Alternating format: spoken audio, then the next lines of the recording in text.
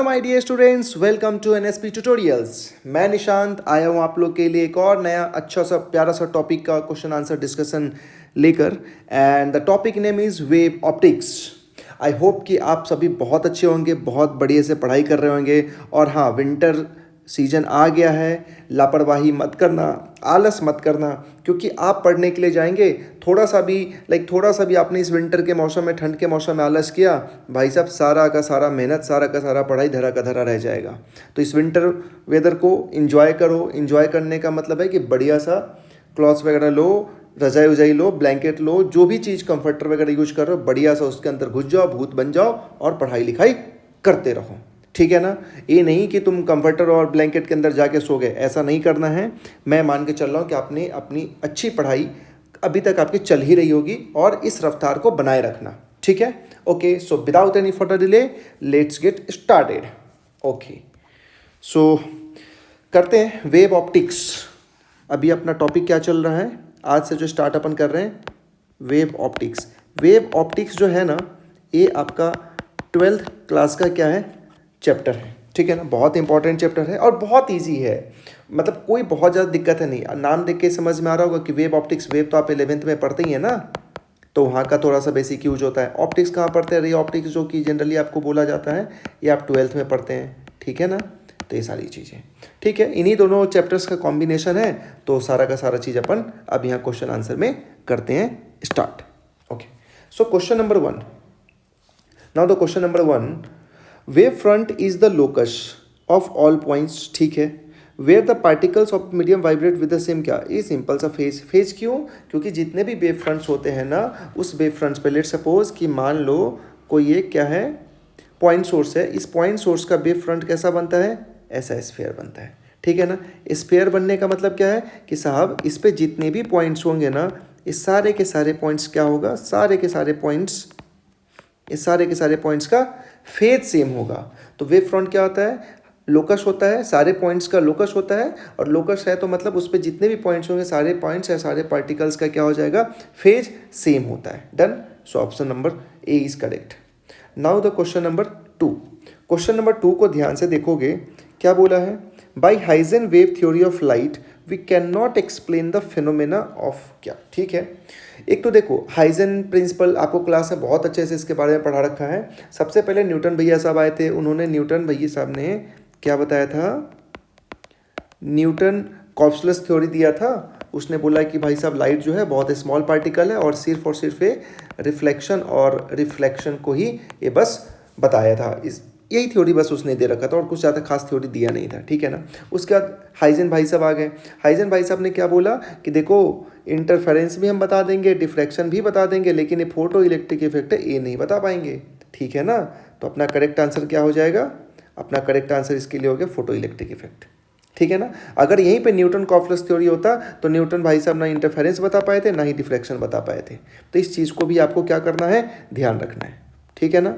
कौन सा थ्योरी है, किस साइंटिस्ट का नाम है, वो बहुत इंपॉर्टेंट है। ठीक। Okay, so option number C. Now the question number 3। Question number 3 देखो क्या बोला, wave normal is a direction which is. Option number A देखो, normal at every point on the front wave front. And option number B tangential direct. चलो कोई नहीं, इसमें तो आप सभी को पता ही होगा, ये सब तो छोटे छोटे थ्योरी वाले क्वेश्चन हैं। मैं मान के चल रहा हूँ कि अगर आपने अपना थ्योरी क्लास नोट्स भी अगर रिवाइज किया होगा ना, या आप जहाँ भी पढ़े होंगे, जिस भी बुक से पढ़े होंगे, जिस भी टीचर से पढ़े होंगे, तो जाहिर सी बात है अगर आपने ये सब कॉमन सी चीज़ें होती है, ये आपके नोट्स में होगा। बस नोट्स को बारीकी से एकदम अच्छे से आपको रिवाइज करना है। तो इसका आंसर क्या हो जाएगा, नॉर्मल। क्यों नॉर्मल, लाओ दिखाता हूँ मैं। जैसे एक बात देखो कि वेव फ्रंट की अगर मैं बात अगर आपसे करूँ ना, तो क्वेश्चन नंबर ठीक है, मतलब अगर कोई, लो फिर से एग्जांपल लेता हूँ, ये कोई क्या है, कोई आपके पास अब यहाँ पे दे रखा है, ये आपके पास यहाँ पे है, हाँ ठीक। तो दैट मीन्स कि अगर कोई भी पॉइंट सोर्स है, ये क्या है आपका पॉइंट सोर्स, अरे अरे अरे एक मिनट, ये आपका क्या है, पॉइंट सोर्स। कभी भी पॉइंट सोर्स होता है तो वेव फ्रंट कैसा स्फीयर बनता है, यहाँ देख रहे हो ना, स्फीयर अच्छा खासा बन गया। तो मतलब इसके जितने भी पॉइंट्स होंगे ना, ये सारे के सारे पॉइंट्स तो क्या होंगे, इनके फेज सेम होते हैं। ठीक, ये तो समझ आता है। और इस पॉइंट सोर्स से इस पॉइंट सोर्स से जितने भी रेज बाहर निकलते जाएंगे, ऐसे ऐसे ऐसे ऐसे ऐसे ही तो निकलेगा। इस सब के सब जो निकलेंगे, ध्यान से देखो, इस वेव फ्रंट से क्या ये 90 डिग्री का एंगल बना रहा है? क्या ये 90 डिग्री का एंगल बना रहा है? देखो यहाँ पे, हाँ जी, तो सब के सब 90 डिग्री। 90 डिग्री एंगल बनाने का मतलब क्या है कि ये नॉर्मल है। वेव फ्रंट के क्या होता है? नॉर्मल होता है। डन। अच्छा, ये चीज़ जब मैं बता ही रहा हूँ तो एक चीज़ और आपको मैं बता दूँ, ध्यान देना इस बात को, क्योंकि अभी यहाँ पे यूज कर ही रहे हैं ना। तो देखो, ये क्या आपका रेडियस है आर, ठीक है ना। तो जैसे जैसे आप इसके देखो ना यार, इसको क्या बोलते हैं? ये तो आपका हो गया वेव फ्रंट हो गया, तो फर्स्ट वेव फ्रंट बोल दो। ऐसे ही आगे आगे ऐसे ऐसे बनता ही रहता है, ऐसे ऐसे ऐसे आगे आपका एक स्फेरिकल बनता ही रहेगा। तो जैसे जैसे आप इस सेंटर से दूर जाते जाएंगे, जैसे इस सेंटर से दूर जाते जाएंगे, वैसे वैसे इंटेंसिटी क्या होती है? इनवर्स, मतलब घटते चली जाती है, डिक्रीज होगी, तो हम ऐसा बोलते हैं, ठीक है ना।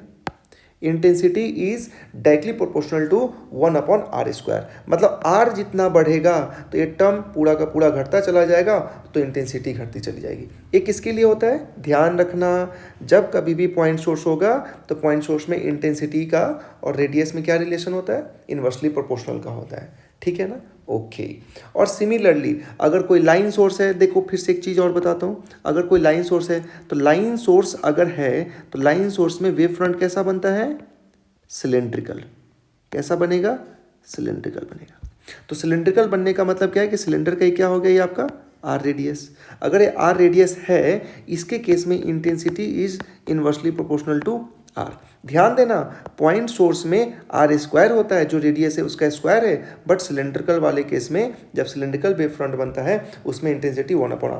मतलब इसमें भी जैसे जैसे आपका सिलेंडर ऐसे ऐसा बढ़ता जाएगा, ठीक है ना, वेव फ्रंट जैसे आगे आगे जितना तुम आगे चले जाओगे, जितना इस लाइन से जितना तुम r बढ़ते चले जाओगे, लेट सपोज ये r1 है, लेट सपोज ये r2 है, ठीक है ना। बाद वाला ये तुम्हारा सेकेंड वेव फ्रंट हो गया और ये पहला वाला तुम्हारा पहला सिलेंडर फर्स्ट वेव फ्रंट हो गया। तो फर्स्ट वेव फ्रंट अगर हो गया तो यहाँ पे रेडियस, यहाँ पे देखो ना रेडियस कम है तो इंटेंसिटी यहाँ थोड़ा सा क्या होगा? ज़्यादा होगा। फिर रेडियस बढ़ता चला जाएगा, इंटेंसिटी कम होती चली जाएगी। ये छोटी छोटी बातें हैं जो आप याद रख सकते हैं। अभी तो इस क्वेश्चन में नहीं पूछा है, एक्स्ट्रा मैंने बताया, कभी किसी क्वेश्चन में पूछ दे तो इस बात को याद रखना। Got it? ओके, चलो नाउ द क्वेश्चन नंबर, एक minute, question number 4। I hope कि ये तीनों क्वेश्चन आपको अच्छे से समझ आ गया होगा, ठीक है ना। क्वेश्चन नंबर 4 क्या बोलता है? According to Huygens construction which of the following wave front doesn't exist. ठीक है ना, कौन सा वेव फ्रंट हम नहीं जानते? बैकवर्ड। ये तो सिंपल सी बात है। क्यों? अभी बार बार आपको ये एग्जांपल दे रहा हूँ, यही देख लो ना। ये पॉइंट सोर्स है, पॉइंट सोर्स है तो क्या है? एक स्पेयर। देखो भाई, स्पेयर थोड़ा सा मैं गंदा बना रहा हूँ, ये मान के चलोगे तुम लोग कि मैं अच्छा बना रहा हूँ, ठीक है ना। है तो गंदा ही, ठीक। तो मतलब स्फीयर ऐसे ऐसे आगे आगे बढ़ते जा रहा है, तो फॉरवर्ड होते जा रहा है ना। ये थोड़ी कि सेंटर के अंदर घुस गया। बैकवर्ड कभी भी नहीं होता है, हमेशा कैसा? देखो, प्राइमरी वेव फ्रंट बनता ही है, स्फेरिकल वेव फ्रंट भी बनता है, सेकेंडरी वेव फ्रंट बनता है। जैसे यहाँ देखो ना, कभी भी इसी केस में देखो, ये आपका क्या था? पॉइंट सोर्स था। फिर से मैं बता रहा हूँ, पॉइंट सोर्स। ये कौन सा वेव फ्रंट है? तुम्हारा फर्स्ट वेव फ्रंट है। ये कौन सा है? सेकेंड वेव फ्रंट है। ये कौन सा है? थर्ड वेव फ्रंट है। तो ऐसे ऐसे आगे आगे बढ़ता जा रहा है, तो फॉरवर्ड होता जा रहा है, बैकवर्ड कभी भी नहीं होता है, ठीक है ना। ओके, चलो नाउ द क्वेश्चन नंबर, अच्छा, इसलिए क्वेश्चन नंबर 4 का आंसर क्या हो जाएगा? बी, ठीक है ना। कौन सा एग्जिस्ट नहीं करता है? 4 नंबर वाला जो है, सॉरी 4 नंबर कह रहा हूँ, बी नंबर का जो आपका ये बैकवर्ड है, एग्जिस्ट नहीं करता है। डन। ओके, चलो नाउ द क्वेश्चन नंबर 5 में क्या बोलता है? The shape of wave front produced by the linear light source. लो, अभी तो आपको इससे पहले ही मैं बता ही चुका हूँ। लीनियर लाइट सोर्स में कैसा आता है? सिलेंड्रिकल। देखो ना, ये अगर लीनियर लाइट सोर्स है तो इसमें वेव फ्रंट कैसा बनाओगे? ऐसा बनाओगे, एक ऐसा अच्छा सा सिलेंड्रिकल, ठीक है ना। इस सिलेंडर का अभी वही सेम चीज़ है, इसमें इंटेंसिटी कैसा होगा? 1/r। कोई दिक्कत नहीं ना? चलो, वेरी गुड, ये सब बात याद रखना, ठीक है ना। Okay,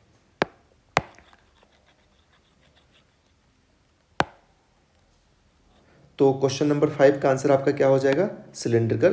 this is the option number B. The question number is 6 को देखो क्या कहता है। 6 में आपको बोल रखा है ratio of intensity of two waves is 9:1 है। they are producing interference, okay, the ratio of maximum and minimum intensity will be what? ठीक है ना। देखो क्या बोला इस क्वेश्चन में कि आपको दो इंटेंसिटी, मतलब लेट सपोज कुछ मैं ऐसा मान लूँ, एक मिनट, I1/I2 की वैल्यू कितनी दे रखी है? 9:1। इसका मतलब क्या होता है? 9:1 का मतलब सिर्फ इतना है कि I1 की वैल्यू अगर 9 यूनिट है तो I2 कितना है? 1 यूनिट है। तो आपसे मैक्सिमम पूछा है, देखो यार, आपसे पूछा है Imax/Imin की वैल्यू क्या होती है? सिंपल है। अच्छा, इसको हम कॉन्ट्रास्ट भी बोलते हैं, ठीक है ना। कभी अगर आपको यहाँ पे रेशियो ऑफ मैक्सिमम मिनिमम नहीं दिया होता, डायरेक्टली बोल देता फाइंड द कॉन्ट्रास्ट। तो कॉन्ट्रास्ट का मतलब ही होता है कि Imax/Imin, the ratio of Imax and Imin is the known as the contrast, ठीक है ना। चलो, Imax का फार्मूला सभी को याद होगा। Imax क्या होता है? जब दो अलग अलग ऐसे दिया होता है ना इंटेंसिटी, तो हम Imax को क्या लिखते हैं? √I1 प्लस √I2 का होल स्क्वायर। Done, okay. चलो इसकी वैल्यू निकाल लें। तो √9 प्लस √1 का होल स्क्वायर। √9 की वैल्यू 3 होती है और √1 को 1 ही बोलेंगे, इसका होल स्क्वायर मतलब 4 का होल स्क्वायर। 4 का होल स्क्वायर कितना? 16। Imax की वैल्यू कितनी हो गई? 16 हो गई, ओके। अब अपने को क्या बोला है? I मिनिमम जरा निकालो। I मिनिमम क्या होता है? उसकी वैल्यू, फार्मूला क्या हमने याद रख रखा है ना, √I1 माइनस √I2 का होल स्क्वायर। अगेन √I1 कितना है? 9 माइनस √1 का whole square. Again so 3 minus 1 का होल स्क्वायर, बोले तो 2 का होल स्क्वायर, बोले तो 4। डन। देखो बहुत आसान है। Imax में क्या होगा? √I1 प्लस √I2 का होल स्क्वायर। I मिनिमम में क्या होगा? बस यहाँ पे प्लस के पे माइनस ठोक दो, हो गया खत्म। डन। आपसे क्या पूछ लिया इसमें भाई साहब? आपसे सिर्फ इतना पूछा है कि मुझे क्या बता दो, इस दोनों का रेशियो बताओ। जब रेशियो ही पूछा है तो ध्यान से देखो, Imax की वैल्यू 16 आ गई और I मिनिमम की वैल्यू 4 आ गई, काट डालो इसको तो 4:1, कोई दिक्कत नहीं है। सो अपना आंसर क्या हो गया? सी। डन। तो क्वेश्चन नंबर 6 का answer C. Now the question number 7 क्या कहता है? 7 में बोला है if yellow light emitted by sodium lamp, ठीक है, in Young's double slit experiment is replaced by a monochromatic blue light of the same intensity, ठीक है। देखो इसको देख के, क्वेश्चन देखते ही आपको समझ आ गया होगा, क्योंकि यहाँ पे दो अलग अलग लाइट है। अगर दो अलग अलग लाइट है तो दोनों लाइट का, दोनों कलर का क्या हो जाएगा? वेवलेंथ अलग हो जाएगा, ठीक है ना। तो पहले यंग्स डबल स्लिट बोला है ना, लाओ पहले मैं आपको यंग्स डबल स्लिट थोड़ा सा दिखाई देता हूँ।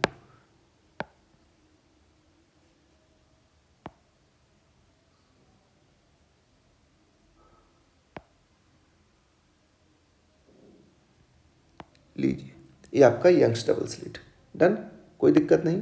चलो दैट मीन्स क्या होगा कि मैं कह रहा हूँ कि इधर से लाइट आ रही हो, ठीक है ना। ये आपका क्या है? स्क्रीन है। इसको एक्चुअल में क्या बोलते हैं? स्लिट। तो यहाँ से लाइट आएगी, यहाँ ऐसे, यहाँ ऐसे, ठीक है ना। सिंपल सी बात है। यहाँ पे आने का क्या मतलब है? यहाँ पे डेल एक्स की वैल्यू क्या होती है? 0। तो डेल एक्स, जहाँ पे डेल एक्स का मतलब क्या है? Path difference 0। पाथ डिफरेंस 0 का मतलब है कि यहाँ पे आपको क्या मिलता है? सेंट्रल मैक्सिमा मिलेगा, ठीक है ना, कोई दिक्कत नहीं है। डेल एक्स का मतलब है कि ए वाला जो लेंथ है ना, और ए नीचे से जो ए वाला जो लेंथ आ रहा है, ये दोनों की वैल्यू क्या है? सेम है, इसलिए डेल एक्स की वैल्यू 0। देखो अच्छा, और भी चीज़ इसमें क्या है? रुको एक मिनट। लेट सपोज यहाँ से कोई लाइट ऐसे गया, ठीक, और यहाँ से कोई लाइट ऐसे, तो कहीं यहाँ पे मिला होगा, ठीक है ना। तो यहाँ पे आपको क्या मिलता है? First maxima. क्या मिलता है? First maxima. डन। तो फर्स्ट मैक्सिमा, तो आपको एक चीज़ पहले से भी पता है कि डेल एक्स और फर्स्ट मैक्सिमा के बीच के डिफरेंस को क्या बोलते हैं? फ्रिंज विड्थ बोलते हैं ना। दो कंजिक्यूटिव, किसी भी दो कंजिक्यूटिव मैक्सिमा के बीच को बोलते हैं अपन बीटा। डन, इसमें कोई दिक्कत नहीं है।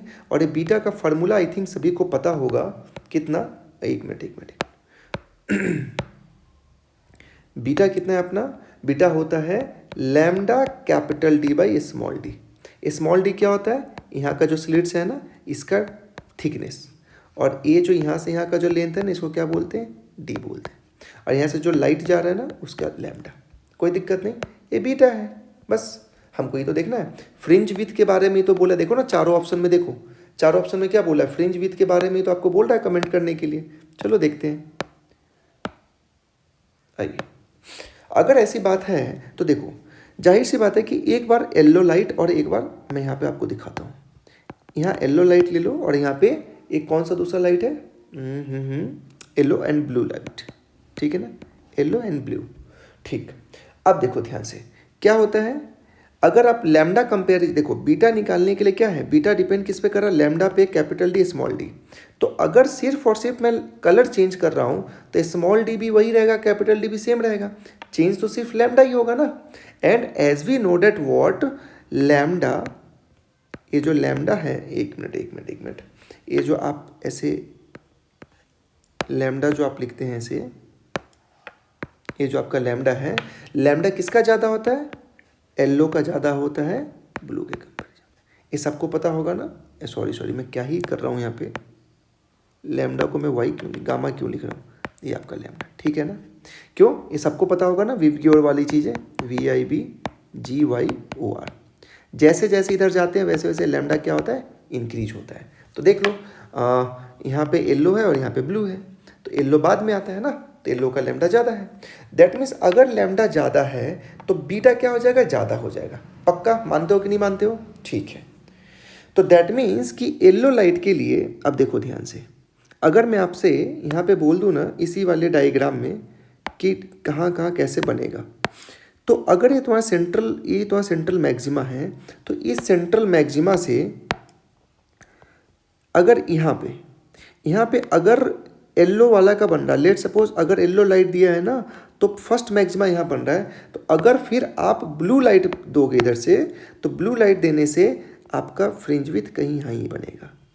मानते हो, ये सेंट्रल मैक्सिमा से क्यों, देखो क्योंकि बीटा की वैल्यू लैम्डा, जिसका लैम्डा कम होगा उसकी ए बीटा कम हो जाएगी। बीटा कम होने का मतलब है कि सेंट्रल मैक्सिमा से फर्स्ट मैक्सिमा के बीच में क्या हो जाएगा, गैप जो हो जाएगा वो कम हो जाएगा, ठीक है ना। तो येलो वाले लाइट का फ्रिंज विड्थ ज़्यादा होगा एंड ब्लू वाले लाइट का देख रहे हो फ्रिंज विड्थ यही छोटू सा हो जाएगा, ठीक है ना। ये जो फ्रिंज विड्थ दे रखे हो ये येलो का है, और यहाँ पे जो फ्रिंज विड्थ बनाओगे ये ब्लू लाइन का हो जाएगा। Done.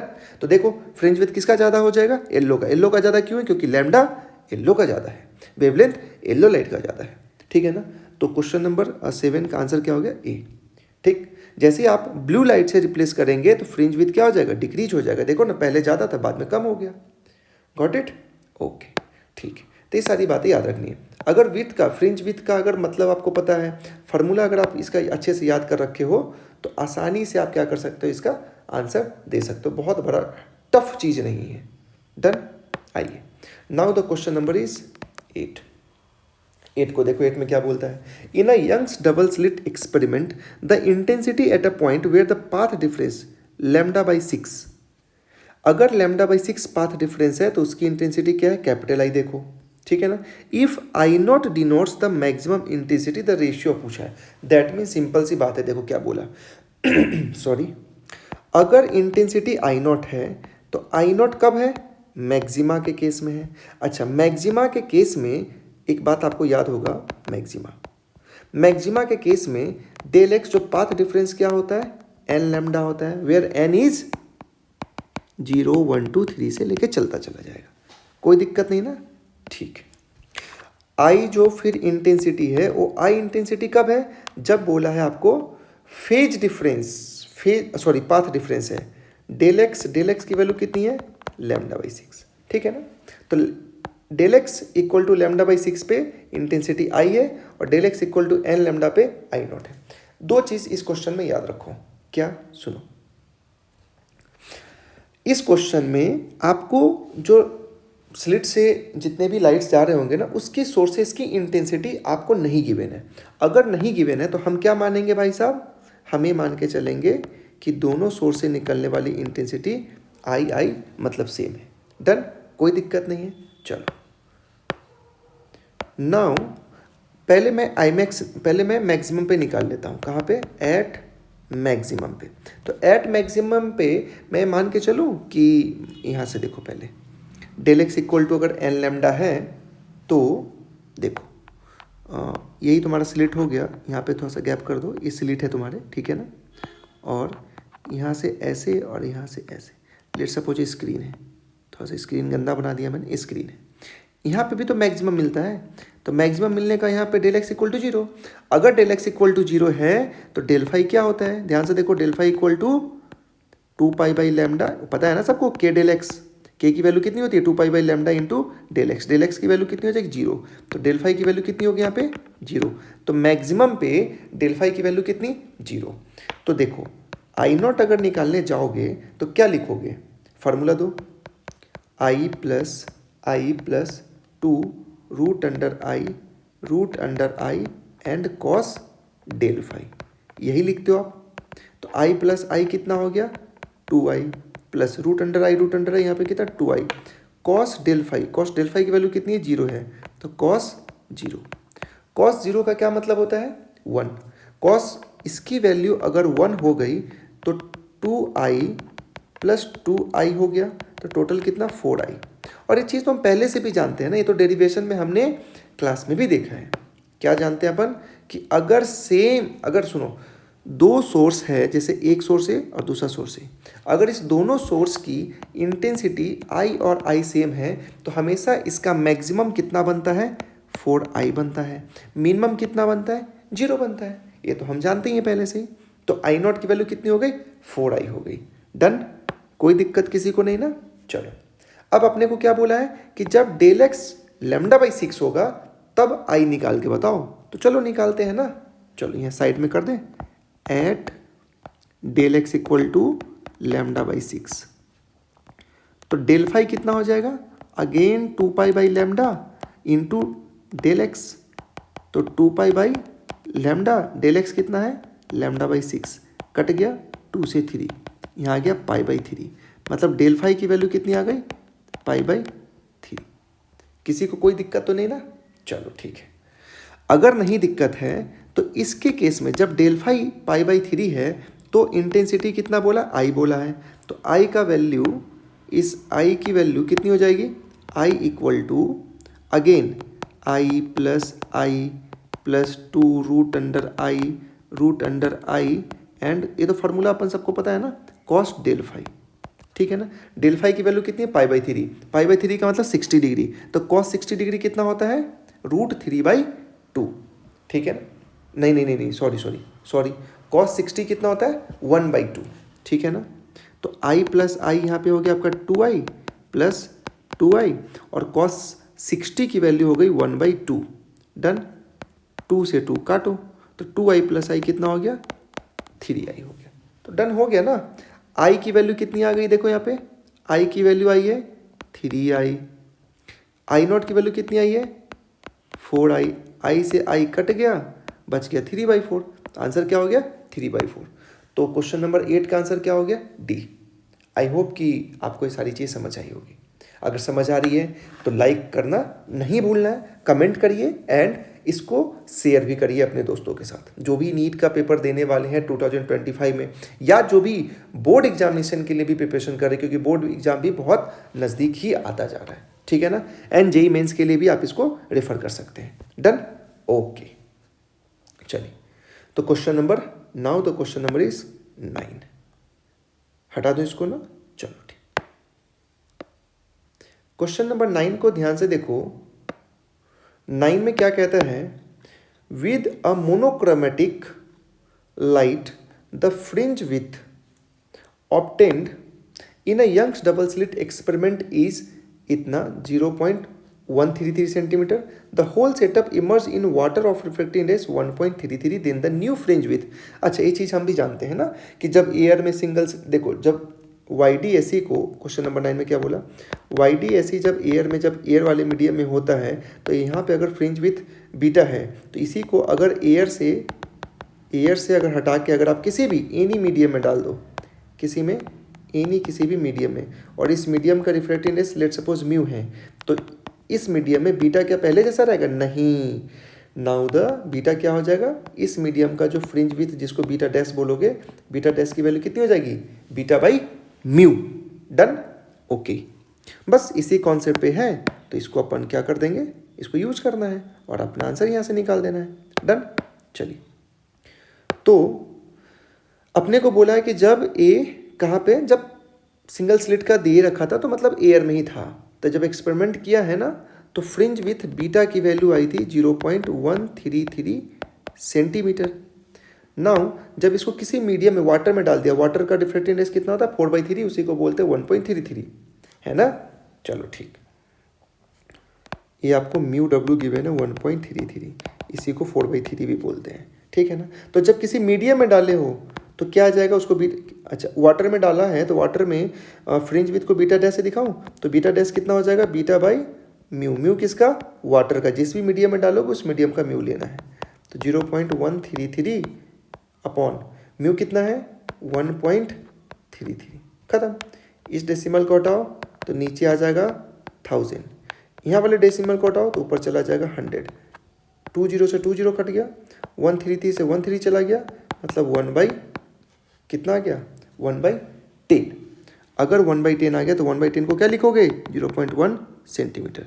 So now the option number B is the correct answer. ठीक है ना, कोई दिक्कत नहीं? Okay, now the question number 10। Question number 10 को पढ़ोगे, क्या कहता है? In Young's double slit experiment the phase difference between the light wave reaching third bright fringe. Bright fringe का मतलब क्या है? जहाँ पे मैक्सिमा मिलता है वहाँ पे क्या मिलेगा आपको?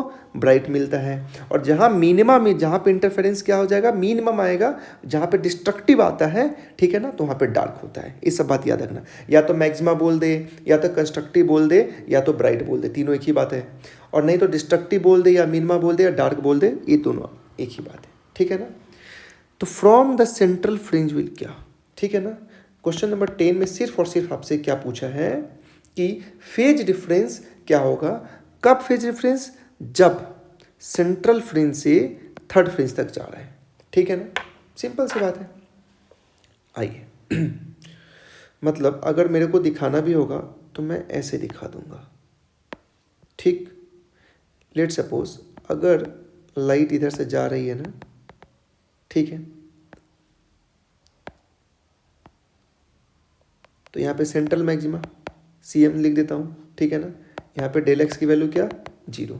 अभी पीछे वाले प्रीवियस क्वेश्चन मैंने आपको क्या बताया कि del X should be N lambda. किसके लिए होता है? कंस्ट्रक्टिव के लिए।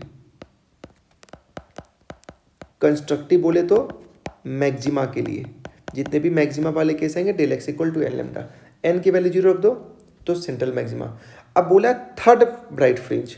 थर्ड ब्राइट फ्रिंज का मतलब है, लेट सपोज मैं कह रहा हूँ यहाँ पे, ठीक है ना, यहाँ पे आपका आ गया थर्ड, वेट, थर्ड, ठीक है ना। थर्ड ब्राइट फ्रिंज का मतलब है थर्ड मैक्सिमा। थर्ड मैक्सिमा आया है तो यहाँ पे डेल एक्स कितना होना चाहिए? Del X should be 3 lambda. ठीक है ना, डेल एक्स कितना? 3 लैम्डा। तो आपसे पूछा है ना कि डेल फाई बता दो ना, जब थर्ड लैम्डा पर गया हो तो डेल फाई बताओ। ठीक है, डेल फाई क्या होता है? ध्यान से देखो, के डेल एक्स, के क्या होता है? 2 pi lambda into del X. Del X कितना है? 3 लैम्डा। लैम्डा से लैम्डा कट गया, 3 2 जा 6 पाई, हो गया, खत्म आंसर। लो, तो डेल फाई की वैल्यू कितनी? 6 पाई। तो क्या एक बात मुझे बताओ, अगर कल को पूछ देता यहाँ पे सेकेंड मैक्सिमा पे डेल फाई कितना, तो सेकेंड मैक्सिमा पे डेल एक्स कितना होगा? 2 लैम्डा। तो यहाँ पे डेल फाई कितना हो जाएगा? 2 pi lambda into 2 lambda. Lambda से लैम्डा गया तो 4 पाई। ये सारी चीज़ आप समझेंगे, क्योंकि फेज डिफरेंस क्या होता है? के डेल एक्स। के डेल एक्स का मतलब के की वैल्यू क्या होती है? 2 pi lambda into del x. मतलब कह दोगे YDSE की बात करोगे, यंग्स डबल स्लिट एक्सपेरिमेंट, ध्यान से सुनना मेरी बातों को। YDSE की जब आप बात करोगे तो इसमें फेज डिफरेंस हमेशा पाथ डिफरेंस पे ही डिपेंड करता है। ठीक है ना, मैंने क्या बोला? फेज डिफरेंस की अगर आपसे बात करी जाएगी डेल फाई, तो डेल फाई हमेशा डेल एक्स पे ही डिपेंड कर रहा है। ठीक है ना, क्योंकि YDSE में जो सोर्स लेते हैं उसका लैम्डा अगर सेम मान के चलते हो तो अगर डेल एक्स सिर्फ चेंज होगा तो डेल फाई भी चेंज होगा। डन, कोई दिक्कत नहीं, पक्का ना। चलो, तो 10 क्वेश्चन अभी तक हो गए डिस्कशन, ठीक है ना। ये तो एक्सरसाइज के बीच के कुछ टॉपिक्स के बीच के छोटे छोटे लाइक बीच बीच में ऐसी प्रैक्टिस के लिए देते हैं, ठीक है। एक्सरसाइज 1 इसमें देखो, ठीक है ना, क्वेश्चन नंबर 1 से फिर इसमें आपको पहला क्वेश्चन पूछा गया है टू एक्सप्लेन। अच्छा देखो, जिसके पास भी क्वेश्चन नहीं है इसका पहले स्क्रीनशॉट ले लो, यहीं पे स्क्रीनशॉट ले लो और खुद से पहले ट्राई करना है तो कर सकते हो। और जितने भी क्लास के बच्चे उनके पास तो ये मॉड्यूल है ही, और सारे के सारे जो क्वेश्चंस हैं ना NCERT बेस्ड ही क्वेश्चंस हैं। और इसमें जितने भी क्वेश्चंस हैं ना मैक्स टू मैक्स क्वेश्चन किसी न किसी एग्जाम में पहले आया हुआ है। इनफैक्ट इसमें तो जेई में भी क्वेश्चन आया हुआ है, मैं आपको आगे बताऊंगा, ठीक है ना। चलो, और रिसेंटली कोई बहुत पहले नहीं, 2015 की बात है, उसमें आया हुआ है। चलो, क्वेश्चन नंबर 1। क्वेश्चन नंबर 1 में क्या बोला कि to explain the propagation of light through vacuum initially it was assumed that medium through which light waves travel. इसके लिए याद रखो ल्यूमिनिफेरस ईथर, कि साइंटिस्ट ने जब पहली बार वैक्यूम से जब लाइट को पास कराया ना तो उन्होंने एक हाइपोथेटिकल इलास्टिक मीडियम लिया था और उसी हाइपोथेटिकल इलास्टिक मीडियम को ल्यूमिनिफेरस ईथर बोलते हैं। ये सब याद रखने वाली बातें, थ्योरी वाली चीज़ें। सेकेंड क्या है क्वेश्चन, तो आपका आंसर क्या हो गया B, Newton corpuscular theory could not explain the phenomenon for. अभी जो पीछे मैंने जो डिस्कशन कराया है और भी क्वेश्चंस का, ठीक है ना, उसमें आपको न्यूटन कॉप्सलस के बारे में थोड़ा बहुत बताया भी है। ये क्या करता है, रिफ्लेक्शन के बारे में बताता है और ये डिफ्रैक्शन के बारे में नहीं बता पाता है। तो अपना आंसर सी, रेक्टिलिनियर प्रोपेगेशन के बारे में भी बता देता है, ठीक है ना। तो कॉप्सलस, सबसे पहली बात, कॉप्सकुलर थ्योरी का मतलब क्या है कि इसने क्या बोला कि लाइट क्या है ना, लाइट जो है इज अ लाइट पार्टिकल। वाह कितनी अच्छी बात है, light is a light particle. Newton ने पहले बोला कि लाइट क्या है, एक पार्टिकल है, और एक ऐसा पार्टिकल बहुत छोटा, बहुत लाइट, स्मॉल, बहुत छोटा पार्टिकल, और इसी छोटे स्मॉल पार्टिकल को इसने कॉप्सकुलर बोला। और कॉप्सकुलर थ्योरी से इन्होंने सिर्फ रिफ्लेक्शन ही हम बता पाते, इंटरफेरेंस, डिफ्लेक्शन सब कुछ नहीं बता पाते, ठीक है ना, फोटो इलेक्ट्रिक इफेक्ट ये सब कुछ नहीं बता पाते, ठीक। डन, कोई दिक्कत नहीं। चलो ठीक, तो अपना आंसर क्या हो गया 2 का सी, क्वेश्चन नंबर 2 का सी।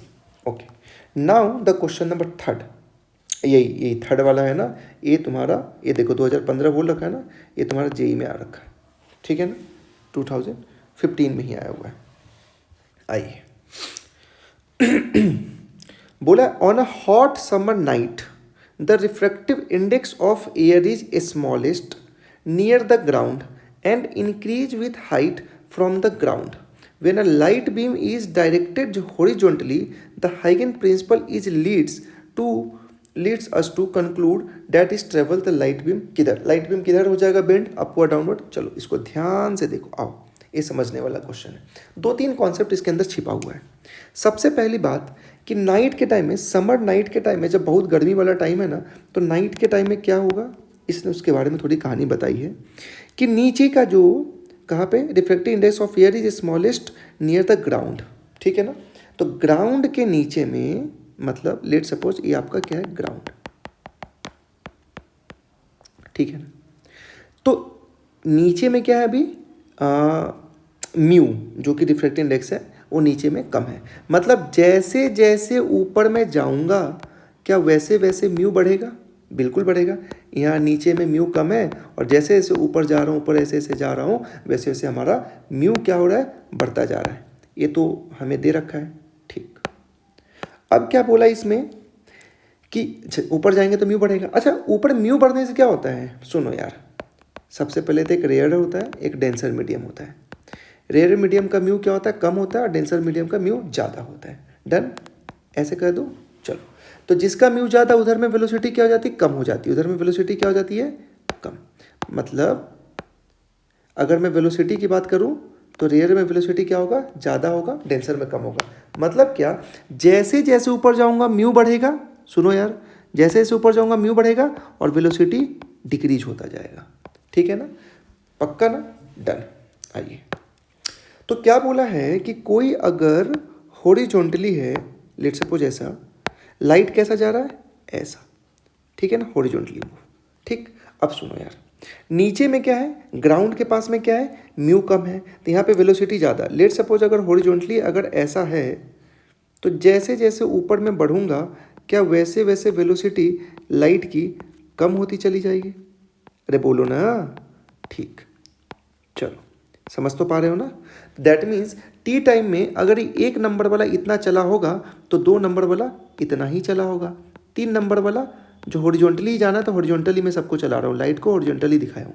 तो मतलब टी टाइम में बहुत धीरे धीरे ऊपर, जैसे ऊपर ऊपर जाएगा वेलोसिटी कम होती चली जाएगी। डन, कोई दिक्कत नहीं है, गुड। तो दैट मीन्स अगर आप देखोगे इसके लोकस को मिलाओ, यहाँ यहाँ ये सब के सब क्या है, सेकेंडरी वेव फ्रंट्स फॉर्म करेंगे, ठीक है ना। यहाँ पे अगर प्राइमरी है तो टी टाइम के बाद अगर यहाँ आया है, ये आपको वेव फ्रंट में भी सिखा रखा है। लेट सपोज अगर टी इक्वल टू 1 सेकेंड पे अगर यहाँ पे है तो टी इक्वल टू 2 सेकेंड पे क्या, पहला वाला यहाँ सबके सब ऐसे है तो टेंजेंट क्या करोगे तुम, ऐसे मिला दोगे, ठीक है ना। तो आपका क्या बन गया, सेकेंडरी वेव फ्रंट बन गया।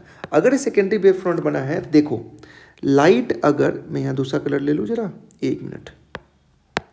लाइट अगर ऐसे आया है, देखो यार ए वाला जो था, ये तुम्हारा जो प्राइमरी वेव फ्रंट है, इस वेव फ्रंट से क्या देखो तो लाइट का प्रोपेगेशन या लाइट की वेलोसिटी परपेंडिकुलर है, देखो यहाँ पे है ना, ठीक। हमेशा वेव फ्रंट के सरफेस से लाइट का प्रोपेगेशन, लाइट की वेलोसिटी हमेशा नॉर्मल ही होती है, परपेंडिकुलर होती है। तो फर्स्ट वाले में तो क्लियर है। सेकेंड वाले का वेव फ्रंट बन गया तुम्हारा ऐसा, ऐसा बना तो लाइट जाएगा ऐसे, तो यहाँ से कैसे, ऐसे बेंड हो जाएगा। क्यों ऐसे बेंड होगा, इसको बेंड ऐसे होना पड़ेगा, बेंड ऐसे होगा तभी तो इस सरफेस से यहाँ 90 डिग्री बनेगा। सेकेंड वाला ऐसे, थर्ड वाला ऐसे, मतलब ध्यान से देखोगे तो सारे के सारे लाइट किधर बेंड कर गए, ऊपर की ओर बेंड कर गए। ये हमको कौन सिखाया, ये हाइगन भाई साहब ने सिखाया। उसने देखो तो ये 90 डिग्री है, तो वेव फ्रंट से ये लाइट का क्या है, प्रोपेगेशन है, प्रोपेगेशन ऑफ लाइट, मतलब लाइट इसी डायरेक्शन में क्या करेगा, मूव करेगा। डन, कोई दिक्कत नहीं ना। तो अपना आंसर क्या हो गया, बेंड्स अपवर्ड। तो थर्ड का option number A. Upward bends क्यों है पता है ना, देखो मैं एक बार और क्लियर कर दे रहा हूँ। जैसे जैसे ग्राउंड से ऊपर जाएंगे म्यू बढ़ेगा, म्यू बढ़ेगा तो वेलोसिटी कम होगी, तो मतलब टी टाइम में आपका जो लाइट होगा वो डिस्टेंस कम ट्रेवल करेगा। तो हमने करके दिखा दिया, वेलोसिटी आपको कम दिखा दिया। तो यहाँ पे हमने फिर जैसे जैसे कम होता चला जाएगा, हमने वहाँ पे एक पॉइंट्स ले लिए, लोकस ले लिया, सोर्स ले लिया, और सभी के सभी टेंजेंट्स को अगर मिला दोगे, सबको पॉइंट जोड़ के अगर मिला दोगे तो ये क्या बन गया, वेव फ्रंट बन गया। अगर ये तुम्हारा फर्स्ट वेव फ्रंट है तो ये वाला तुम्हारा सेकेंड वेव फ्रंट होगा, ठीक है ना। ये तो हमने खुद ही माना है, टी इक्वल टू 1 सेकेंड पे, टी इक्वल टू 2 सेकेंड पे, या टी इक्वल टू 0 सेकेंड पे, टी इक्वल टू कोई भी सेकेंड पे, पक्का ना। और हमेशा वेव फ्रंट से लाइट की जो वेलोसिटी या लाइट का जो डायरेक्शन प्रोपेगेशन जो होगा हमेशा परपेंडिकुलर होगा। तो वेव फ्रंट ही बना है ऐसा, देखो ये इधर इधर टिल्ट होके वेव फ्रंट बना है ऐसा, तो लाइट को तो इधर ही जाना पड़ेगा ना। तो देखो पहले लाइट था हॉरिजॉन्टल, अब ऊपर की ओर बेंड हो गया है। डन, आई होप कि क्वेश्चन ऐसे समझ में आया होगा। तो ये जेई का क्वेश्चन था, नीट में भी पूछ देगा भाई साहब, इसको याद रखना, ठीक है ना। चलो now the question number is 4। Question number 4 को आप अगर पढ़ेंगे तो क्या कह रहा है, हाइगन कॉन्सेप्ट ऑफ सेकेंडरी वेव। लो अभी अभी शायद मैंने आपको समझा भी दिया है थर्ड वाले क्वेश्चन में ही। हाइगन concept of secondary wave, secondary wave के बारे में क्या होगा, allow us to find the focal length of a thick lens, नहीं, is a geometrical method to find wave, हाँ। तो क्वेश्चन अलाउ 4 को मैं आपको दिखाता हूँ। 4 में जैसे लो अभी अच्छे से बना के दिखाता हूँ आपको। लेट सपोज ये आपका है कौन सा, पॉइंट सोर्स। अगर पॉइंट सोर्स है तो इसका वेव फ्रंट कैसा बनेगा, रुक जाओ इसको थोड़ा सा मैं अच्छे से दिखाता हूँ, सॉरी यही है, हाँ ठीक है ना। अगर इसको एक मिनट,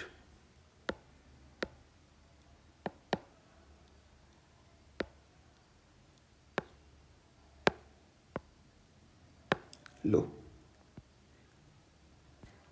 ये अगर आपका पीएस में पॉइंट सोर्स बता रहा हूँ तो ये आपका क्या बन गया, फर्स्ट वेव फ्रंट। कोई दिक्कत नहीं ना। कैसा वेव फ्रंट बनता है, स्फेरिकल ही बन गया, 10। तो वेव फ्रंट का कॉन्सेप्ट क्या है कि इस पे जितने भी पॉइंट्स होंगे ना वो सारे के सारे क्या होंगे, सारे के सारे का फेज क्या हो जाएगा, फेज डिफरेंस सेम होगा। और इस पे जितने भी पॉइंट्स होंगे ना वो सारे के सारे पॉइंट्स या पार्टिकल्स खुद में भी एक क्या कहलाएगा, सोर्स का काम करेगा।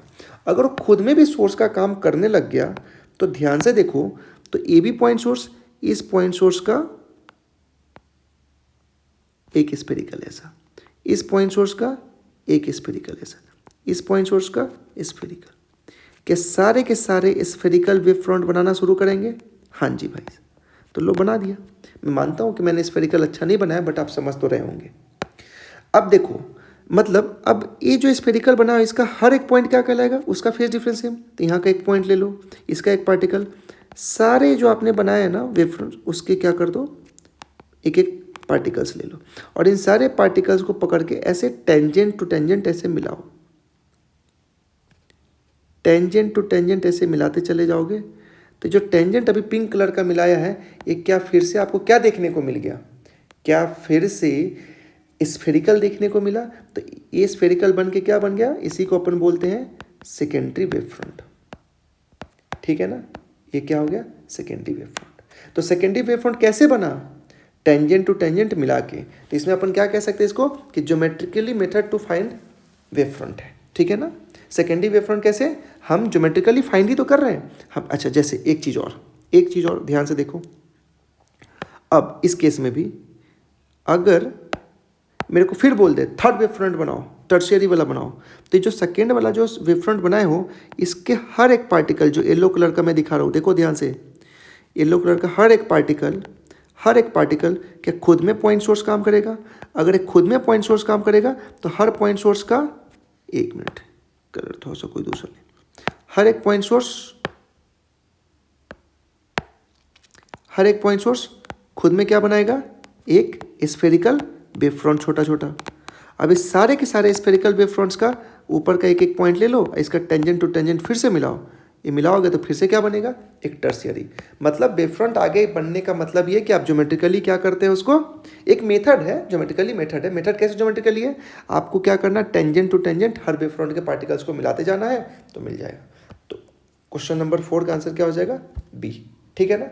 तो सेकेंडरी वेव हाइजन कॉन्सेप्ट कभी नहीं बोला कि पोलराइजेशन को बताता, नहीं, वेलोसिटी ऑफ लाइट को नहीं, थिकनेस को, थिक लेंस के फोकल लेंथ को नहीं, only geometrical method to find a wave front. क्योंकि हमने क्या किया यार, बार बार वेव फ्रंट ही तो निकाल रहे हैं।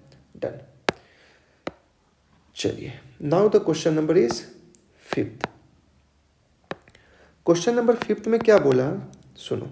The phenomenon which is not explain by Huygens construction of wave front. ये शायद पीछे भी अपन ने इसको, अच्छा, इसका कुछ दूसरा पार्ट किया था डिस्कशन, वैसा ही तो कुछ था, ऑप्शन का खेल है। देखो यार, हाइगन भाई साहब थे, रिफ्लेक्शन भी बताया इन्होंने, डिफ्रैक्शन भी बताया है और रिफ्रैक्शन भी बताया है। ठीक है ना, इंटरफेरेंस भी बताया, पोलराइजेशन वाला शायद पीछे, सॉरी पोलराइजेशन कह रहा हूँ, और कोई तो था लाइक इलेक्ट्रिक कुछ ऐसा इफेक्ट करके था, मुझे याद नहीं आ रहा ऑप्शन। तो इसमें ये तीनों तो बताता है, ओरिजिन ऑफ स्पेक्ट्रा के बारे में ये कोई कमेंट नहीं करता, कुछ नहीं बताता। ठीक है ना, तो आपका आंसर क्या हो जाएगा, origin of spectra is your correct answer. Done. अगर इसी क्वेश्चन में पूछ देता न्यूटन वाले के बाद बताओ, तो न्यूटन सिर्फ रिफ्लेक्शन और रिफ्रैक्शन बता सकता था, और न्यूटन डिफ्रैक्शन भी नहीं बताता, और न्यूटन ओरिजिन ऑफ स्पेक्ट्रा भी नहीं बताता है। ठीक है ना, तो क्वेश्चन नंबर 5 का आंसर हो गया डी। ये सब थ्योरी वाली चीज़ें, ये सबको याद रखो। Done, okay.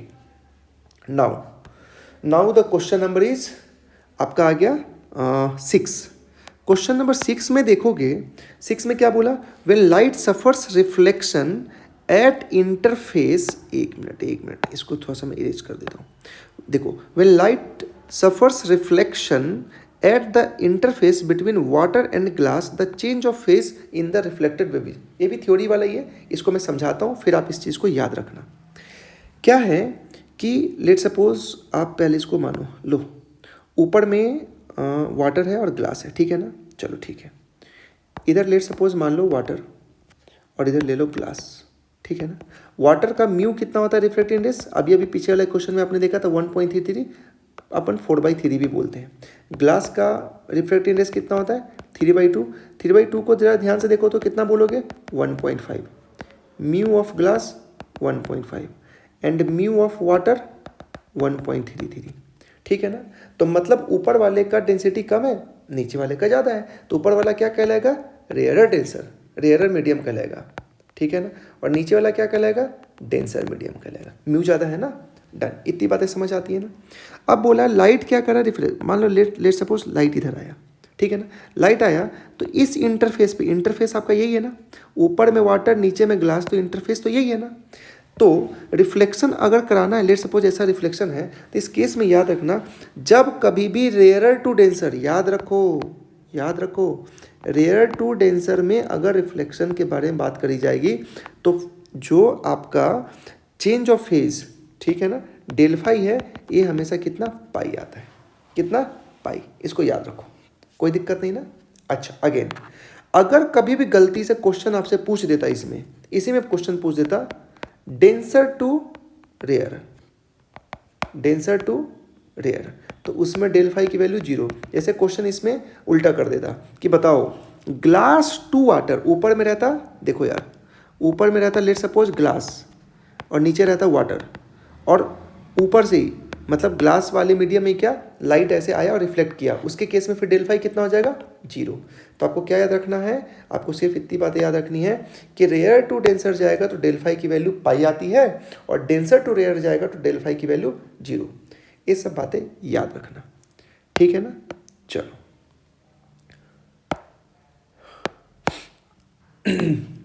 Now the question number 7 क्या कहता है, विच of the following is correct for light diverging from a point source.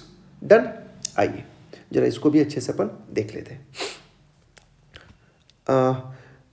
Option देखो, पॉइंट सोर्स के लिए सबसे पहली बात किसके लिए करेगी, पॉइंट सोर्स के लिए। ये चीज़ें शायद मैंने तुमको पहले सेकंड क्वेश्चन में बता रखा था, इससे पहले वाला जो क्वेश्चन डिस्कशन किया था ना, उसमें पॉइंट सोर्स के लिए लेट सपोज अगर ये पॉइंट सोर्स है तो इसका ये वेव फ्रंट ऐसा ही बनेगा, और वेव फ्रंट अगर यही बन रहा है, स्फेरिकली वेव फ्रंट बनता है ना, अगर ऐसा ही वेव फ्रंट बना है तो आपको मैंने बताया भी था, अगर ये आर रेडियस है तो इंटेंसिटी में आपको बोला है कमेंट करो, तो इंटेंसिटी आपको बता रखा है 1/r²। देखो जितना मैं आपको बता दूंगा या जितना मैंने आपको क्लास के नोट्स में दिया है, आप उसको याद रखो। आप अगर बस नोट्स भी याद करके जाते हो ना, तो ये गारंटी मैं दे रहा हूँ कि 70 to 80% सिर्फ आप नोट्स पढ़ के ही निकालोगे। अगर नोट्स को अच्छे से पढ़ लिया और भी अच्छे अच्छे क्वेश्चंस कर लिए, क्वेश्चन PYQ बढ़िया कर लिया, क्वेश्चंस भी और कर लिए, तो भाई साहब आपका 100% कोई आपसे नहीं छीन सकता है। करोगे तब होगा, कहने से नहीं होगा। मैंने तो दिखा दिया, जितने भी आप नोट्स देख रहे होंगे उसमें आपको क्वेश्चन तो यहाँ पे दिख ही रहा होगा, ठीक है ना। तो क्या बोला है कि जैसे जैसे रेडियस बढ़ेगा, इनफैक्ट रेडियस का स्क्वायर, तो इंटेंसिटी क्या होगा, घटेगा। ऑप्शन नंबर ए पढ़ो तो जरा, the intensity decreases in proportion for the distance square. देखो तो डिस्टेंस का क्या स्क्वायर है, दूसरा कोई ऐसा बनेगा तो इसका रेडियस कितना, लेट सपोज r1, तो उसकी इंटेंसिटी घटेगी। सेकेंड वाले वेव फ्रंट की इंटेंसिटी क्या होगी, घटेगी। क्यों, क्योंकि हमको पता है कि आई का जो रिलेशन बनता है आर के या डिस्टेंस में, सेंटर से कितना डिस्टेंस दूर वेव फ्रंट बन रहा है, क्या उसी को स्फेरिकल के टर्म में रेडियस बोलेंगे। हाँ जी भाई साहब बोलेंगे। तो इंटेंसिटी इज डायरेक्टली प्रोपोर्शनल इतना, तो आपका क्या बन गया, option number A. Option number A is the correct answer. Second B option देखो तो the wave front is parabolic, नहीं गलत, ये सब कुछ नहीं होता है। The intensity at the wave length does depend on the, नहीं सब खत्म, हटाओ, ठीक है ना, सिर्फ और सिर्फ ए। अच्छा एक बात याद रखना, सबसे मोस्ट इंपॉर्टेंट, ये नहीं कि हर चीज़ में, सॉरी, हर चीज़ में ये लगाते रहना, ठीक है ना। ये किसके लिए था, पॉइंट सोर्स के लिए था। पॉइंट सोर्स में होता है आई इज 1/r²। अगर लाइन सोर्स रहता, ठीक है ना, कैसा लाइन दिखाया ना आपको, ये लाइन है तो इसमें वेव फ्रंट कैसा बनता है, ऐसा सिलेंड्रिकल बनता है। इसमें I is directly proportional to 1/r। वहाँ पे डिस्टेंस का स्क्वायर है, यहाँ पे डिस्टेंस का स्क्वायर नहीं होता है। इस बात को याद रखना, ये नहीं कि सब में ही ठोकते रहना है, ठीक ना, सोच समझ के देखना है, देखना है कि अपने को क्वेश्चन में बोला क्या है, ठीक है। चलो हटाओ इसको, done. Now the question number 8। Question number 8 को ध्यान से देखो। A plane wave passes through a convex lens. The geometrical shape of the wave front that emerges is, आइए जरा देखते हैं। आपको बोला है कॉन्वेक्स लेंस से जब वेव पास कर रहा है, पहले तो कॉन्वेक्स लेंस एक प्यारा सा बनाओ, ये तुम्हारा कॉन्वेक्स लेंस, ठीक है ना। दैट सपोज इधर से लाइट गया, अगर लाइट इधर गया तो यहाँ से टकराएगा और इधर ये ऐसे है, ठीक है ना। तो ऐसे मतलब किसी एक पॉइंट पे जाके मिलने का क्या मतलब है, लेट सपोज इधर से भी आएगा, ऐसे गया, लेट सपोज इधर से कोई आया होगा, तो दैट मीन्स किसी पॉइंट पे मिलने का क्या मतलब है, कन्वर्जिंग। तो कैसा बनेगा, कन्वर्जिंग स्फेरिकल। स्फेरिकल क्यों, ध्यान से देखो, ये आपको क्लास के नोट्स में भी कराया है। अगर ऐसे होता है तो ये पॉइंट सोर्स हो गया, ये वाला पॉइंट सोर्स तुम्हारा, तो क्या इसके लिए स्फेरिकल है। अगर ये स्फेरिकल है, ये तुम्हारा वेव फ्रंट, तो इस वेव फ्रंट के, देखो ध्यान से समझो, इस बात को भूलना नहीं है। इस वेव फ्रंट पे हर एक इस वेव फ्रंट पे जितने भी पॉइंट्स होंगे, क्या सारे के सारे पॉइंट्स क्या होंगे, इस सारे के सारे पॉइंट्स क्या होंगे, आपस में खुद एक पॉइंट सोर्स। ये पॉइंट सोर्स फिर क्या करेंगे, एक ऐसा वेव फ्रंट बनाएंगे, है ना। तो कैसा है, कन्वर्जिंग आपका spherical. Done, okay.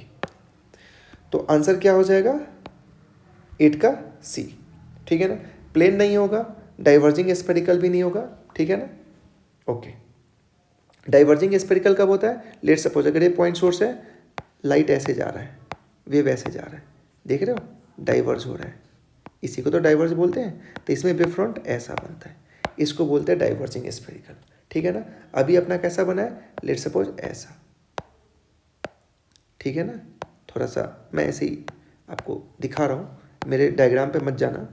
Let suppose कुछ ऐसा है, ठीक है ना, तो इसको कन्वर्जिंग बोलते हैं। ये आके किसी एक पॉइंट पे मिल रहा है बहुत सारे, तो इसको कन्वर्जिंग। इसमें कैसा बनता है, ऐसा, ठीक है ना, इसको क्या बोलते हैं, कन्वर्जिंग स्फेरिकल। डन, ओके, चलिए ठीक। Now the question number is 9 को देखिए। 9 में क्या बोला,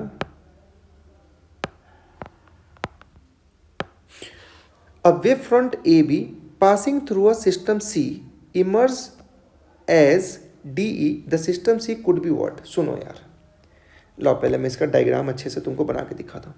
लेट सपोज अगर ये तुम्हारा AB है, ठीक है ना, लाइट ऐसे गया, ठीक है ना, डन, अच्छी बात है। और यहाँ पे बताया है, चलो एक एक करके स्लिट को देखते हैं। स्लिट में नहीं होगा। बाई प्रिज्म का मतलब होता है कि दो को किसी एक पे फोकस कर देना, वो भी नहीं होगा। प्रिज्म को जरा देखो, सी के जगह पे जरा प्रिज्म डालो, प्रिज्म कुछ ऐसा, ठीक, आपने प्रिज्म डाल दिया तो मतलब लाइट जाएगा ऐसे, तो यहाँ से ऐसे हो जाएगा। क्यों होगा, सुनो ध्यान से, अभी अच्छे से समझा भी देता हूँ। लो, लाइट ऐसे जाएगा तो प्रिज्म से ऐसे निकलता है। सुनिए, मैं ऐसा क्यों कह रहा हूँ, क्योंकि ये आप खुद ही बोलेंगे, मुझे कहने की भी जरूरत नहीं है। अगर लाइट ऐसे जा रहा है तो ये आपका क्या बनेगा, wave front. Plane wave front बनता है ना, कभी भी इनफाइनाइट से ऐसे पैरेलली जब आते हैं कोई भी लाइट वेव आता है तो उसमें क्या आप ऐसे बनाते हो ना, प्लेन। तो यहाँ भी तो प्लेन ही बनेगा, यहाँ भी तो प्लेन ही वेव फ्रंट बनेगा। यहाँ तक तो ठीक है, यहाँ तक तो ठीक है। लेकिन देखो तो, क्या ग्रीन वाला जो है तुम्हारा लाइट है और ऑरेंज वाला क्या वेव फ्रंट है, क्या दोनों के बीच में 90 डिग्री है, क्या है 90 डिग्री है, हाँ जी। तो ये तो वेव फ्रंट का क्या होता है, प्रॉपर्टी होता है, इसको तो फॉलो करना चाहिए। ध्यान से देखो, लाइट फिर गया ऐसे, लाइट गया ऐसे, लाइट गया इधर ऐसे, तो इसका वेव फ्रंट ऐसे बनेगा, तभी तो तुम 90 दे पाओगे। इनफैक्ट अगर यही वेव फ्रंट मान भी लो, एक प्लेन ही वेव फ्रंट इसको मानो, क्या 90 डिग्री है, हाँ जी। तो ये सिर्फ और सिर्फ किसे पॉसिबल है, एक प्रिज्म में ही पॉसिबल है। डन, किसे पॉसिबल है, प्रिज्म में। तो आंसर क्या हो जाएगा, C. Okay, so now the question number is 10। चलो 10 को देखो जरा।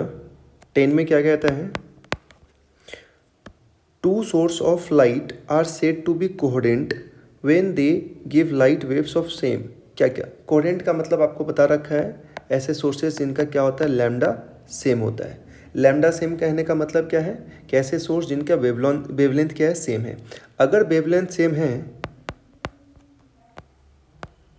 कोहेरेंट में क्या होता है, लैम्डा को सेम होना है, वेवलेंथ सेम है।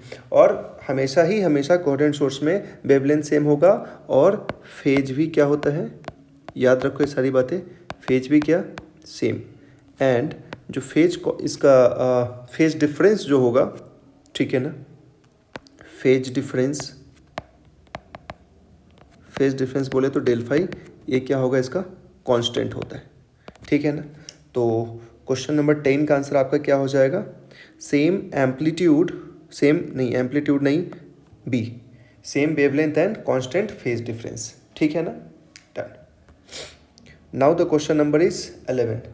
क्वेश्चन नंबर 11 में क्या कह रहा है, the interfering fringes formed by a thin oil film on water are seen in yellow light of sodium lamp, we find the fringes। क्या देखो यार, येलो लाइट भेजे हो तो जहाँ पे कंस्ट्रक्टिव होगा वहाँ पे येलो लाइट ही मिलेगा। एक्चुअल में क्या होगा ना, जो फ्रिंजेस बनते हैं, जैसे मैं आपको दिखा दूँ कि अगर लेट सपोज अगर ऐसा है और मुझे स्क्रीन पे, सॉरी ये आपका स्क्रीन है, स्क्रीन पे क्या क्या हो सकता है, एक तो, एक मिनट, इसको YDAC में दिखाओ। YDAC का मतलब है ऐसा ऐसा ऐसा एंड, ठीक ठीक। लेट सपोज इधर से लाइट आया और यहाँ पे सेंट्रल मैक्सिमा है, लेट सपोज यहाँ, तो जो फ्रिंजेस बनते हैं ना, इसको कहते हैं एनर्जी का रीडिस्ट्रीब्यूशन होना, ठीक है ना। अगर येलो लाइट गया है तो जहाँ कहीं भी आपका कंस्ट्रक्टिव बनेगा ना, तो कंस्ट्रक्टिव का मतलब है कि जो लाइट आपका पहले आया है, और देखो दो तरीके के फ्रिंजेस बनते हैं, एक तो ब्राइट बनता है and second one is a dark.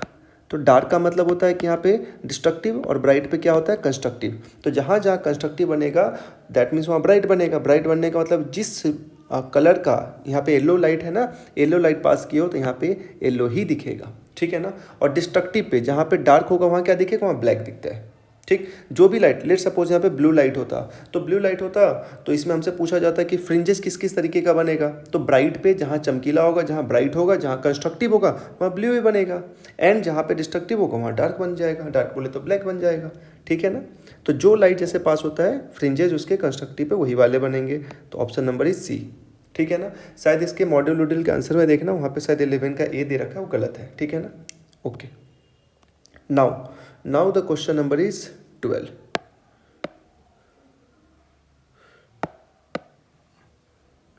Twelfth में क्या कह रहा है, टू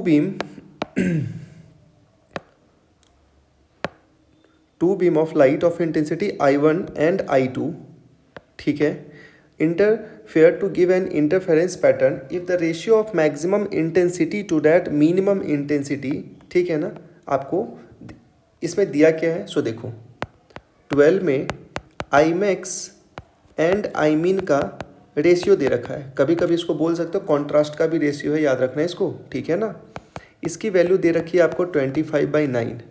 तो आपसे पूछा है कि I1 अपॉन I2 बताओ, मतलब I1 अपॉन I2 का क्या मतलब है, ये आपका YDAC है, यहाँ से कोई लाइट अगर ऐसे जा रहा है तो इसकी इंटेंसिटी एंड इसकी इंटेंसिटी, इसकी इस सोर्स की इंटेंसिटी लेट सपोज I1, तो इधर से निकलने वाला इसकी इंटेंसिटी I2, ठीक है ना। बस यही पूछा है, ये तो आप सभी को पता होता है, जब दोनों सोर्स की इंटेंसिटी सेम होती है तो Imax का फार्मूला क्या होता है, रूट अंडर, याद है ना सभी को, Imax क्या होता है, root under I1 plus root under, actual में अगर सेम है तो, सेम नहीं भी है इसकी, देखो इधर जब सेम नहीं भी होता है तो Imax की value root under I1 plus root under I2 का होल स्क्वायर, एंड अगर Imin की मैं बात करूं जब सेम नहीं होता है तो I1 माइनस I2 का होल स्क्वायर, और जब सेम होता है तब आपको सभी को पता होगा 0 से लेके 4I0 तक वैल्यू जाती है, ठीक है ना, कोई दिक्कत नहीं।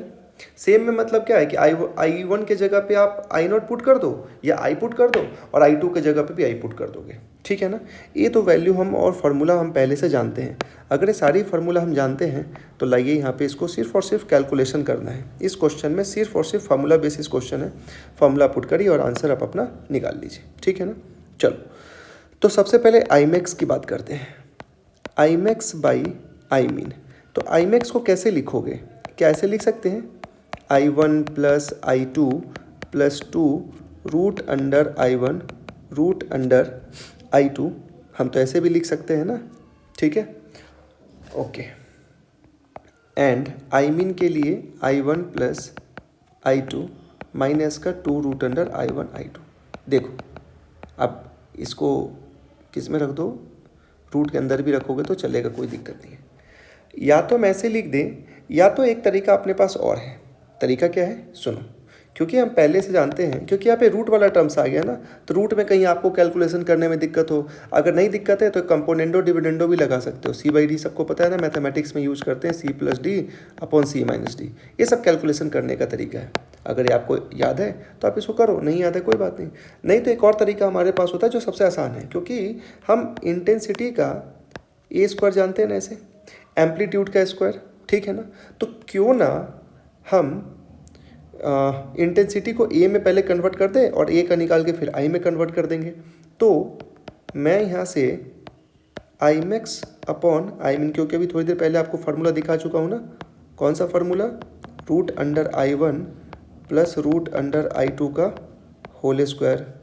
आई मीन को क्या बोलेंगे, i1 माइनस i2 का होल स्क्वायर। क्योंकि यहाँ से आपको पता है, क्या पता है, देखो यार, I is directly proportional to A²। तो यहाँ से A को क्या बोलोगे, क्या √i नहीं बोल सकते हो, बिल्कुल बोल सकते हो। A क्या है, एम्पलीट्यूड है। तो मैं अगेन A1 प्लस A2 का whole square upon A1 minus A2 का होल स्क्वायर भी मैं इसको लिख सकता हूँ, पक्का। इसकी वैल्यू कितनी दे रखी क्वेश्चन में, 25/9। यहाँ से A1/A2 upon A1 minus A2, मतलब ए वाला स्क्वायर जो है ना, ए वाला स्क्वायर, इसको पकड़ के इधर लेकर आओ। तो क्या इधर √25 अपॉन √9 लिख सकते हो, बिल्कुल लिख सकते हैं हम। तो यहाँ से देखेंगे हम A1 plus A2 upon A1 minus A2, इसकी वैल्यू कितनी आ गई, 5/3। डन। बस यहाँ से कैलकुलेशन करना शुरू करो। दैट मीन्स अगर क्रॉस मल्टीप्लिकेशन हमने कर दिया, 3A2 equal to 5A1 minus 5A2, ठीक है ना। ध्यान से देखो, 3A1 को उधर लेके जाओ, 5A1 minus 3A1 equal to 3A2 plus 5A2। Total आपके पास क्या हो गया, 2A1 इक्वल टू 5 3 8A2। यहाँ से A1/A2 की वैल्यू कितनी आ गई, 8/2, बोले तो 4/1, ठीक है ना। देखिए A1/A2 की वैल्यू आ गई है 4:1। ये तो एम्पलीट्यूड का रेशियो हमने निकाल दिया ना, हमसे तो पूछा गया इंटेंसिटी का रेशियो। तो ए को चेंज कर दो, ए को देखो यार, ए इक्वल टू क्या लिख सकते हो, यहाँ देखो, यहाँ ऊपर में ए इक्वल टू क्या, √i1 लिख सकते हैं ना अपन। तो देखो इसको √i1 लिख दो, इसको अब ए को चेंज कर दो अपॉन 4:1। ज़रा अच्छे से देखो तो क्या मैं i1/i2 का पूरे का रूट कर सकता हूँ 4:1, बिल्कुल कर सकता हूँ, क्योंकि मुझे √i1/i2 नहीं पूछा है, हमसे i1/i2 पूछा है। तो रूट को हटाओ और उधर स्क्वायर करो। तो i1/i2 की वैल्यू 4 का स्क्वायर अपॉन 1 का स्क्वायर, बोले तो 16/1। डन। तो अपना आंसर ही हो गया, कोई दिक्कत। एक बात बताऊँ, अगर मैथमेटिक्स अच्छा चले ना आपके माइंड में, तो एक काम कर सकते थे, यहीं पे ये जो देख रहे हो ना, ये जो इतना मैंने तामझाम यहाँ पे किया ना, जो आपका सभी करेंगे, मतलब 90% बच्चा तो ऐसे ही कैलकुलेट करेगा, लेकिन आपका मैथमेटिक्स में ज़्यादा दिमाग चले ना, तुम यहीं से सोच लिया करो। लो दिखाता हूँ कैसे सोचना है। A1 देखो ध्यान से, A1 प्लस A2 की वैल्यू 5, मतलब देखो ना, A1 plus A2 upon A1 minus A2 कितना, 5/3। मतलब मैं ये कह सकता हूँ कि A1 प्लस A2 कितना रेशियो में हम ऐसे बोलते हैं, इसकी वैल्यू 5 यूनिट है, तो A1 माइनस A2 की वैल्यू कितनी है, 3 यूनिट। तो ऐसा A1 और A2 की जगह पे मैं क्या पुट करूं कि ऊपर में 5 और नीचे में 3 आ जाए। खुद दिमाग लगाओ ना, 1 सेकेंड दिमाग लगाओ, समझ आ जाएगा। कोई ऐसी वैल्यू कि यहाँ पे सेट हो जाए, हाँ साहब सेट तो हो सकता है। सर 4 + 1, देखो A की जगह पे 4 और A2 के जगह पे 1 पुट कर दूँ तो 4 + 1 कितना, 5, और 4 माइनस से क्या 3 होता है, खत्म। ये दिमाग लगने की बात है। अगर ऐसा करते हो ना, तो इतना जो अभी मैंने बॉक्स में सब किया है ना, इनफैक्ट ये नीचे वाला इतना जो किया है ना, आप इसका टाइम बचा लेंगे। तो मैथमेटिक्स का एक खूबसूरत सा ये नमूना है या तरीका है, जो भी बोलूँ। अगर आप कैलकुलेशन में बहुत फास्ट हो जाओगे तो ये सब चीज़ें यहीं से दिखाई देती है। डन।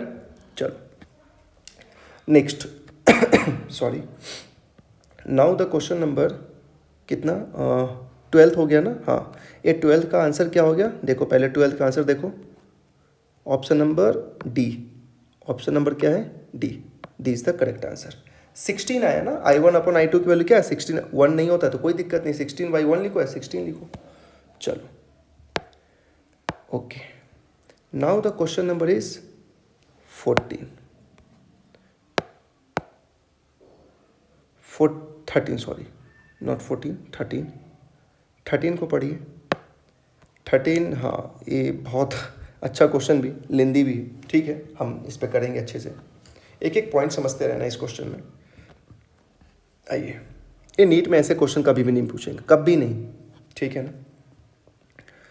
चलो, अगर पूछेगा भी ना, इसी एक क्वेश्चन में 3 पॉइंट पे पूछ दिया है, तो आपसे किसी एक पॉइंट पे पूछेगा, अगर पूछना भी होगा तो उसको चेक करना होगा, बट सेम क्वेश्चन नीट में नहीं पूछेगा। चलो 13 में क्या बोला है? इन द फिगर बिलो, देखो P and Q are two equally intense coherent source emitting radiation of wavelength क्या है? 20 मीटर। पहले इस लाइन का मतलब सर, इक्वली इंटेंस का मतलब है कि P और Q से जो भी निकल रहे होंगे सोर्सेज का है ना, तो यहाँ पे इंटेंसिटी सेम होगी। P से जो निकल रहा होगा उसकी इंटेंसिटी और Q से जो निकल रहा होगा उसकी इंटेंसिटी, दोनों की इंटेंसिटी सेम होगी। पहली बात, वेवलेंथ कितना दिया है? 20 मीटर। डन, कोई दिक्कत नहीं है। ओके, कोहेरेंट है तो लैम्डा दोनों सोर्स का सेम ही होगा। The separation between P and Q is 5 metre. देखो ध्यान से, इस P और Q का बीच का डिस्टेंस कितना है? 5 है। डन, पूछ लिया आपसे, and the phase of P is ahead of that of Q by 90 degree. ठीक है ना, मतलब P का जो है ना, आपको गिवन है, ठीक है ना, P का जो फेज है वो Q से 90 डिग्री आगे ही चल रहा है। तो A, B and C are 3 distinct point of observation, each equidistant from the mid point of PQ। ये आपका PQ का मिड पॉइंट है, ठीक है ना। तो the intensities of radiation at A, B, C will be in the ratio, मतलब A, B, C तीनों पे निकालना है। चलो स्टार्ट करें काम। आओ, एक मिनट। चलो, तो ये सबके सब क्या सुपर पोजिशन वाले ही यहाँ पे लगने ही कॉन्सेप्ट, ठीक है ना। लाइए पहले आपको डायग्राम अच्छे से मैं बना दूँ एक बार। लेट सपोज ए है P, अरे ए है P एंड क्वेश्चन नंबर कितना है? 13।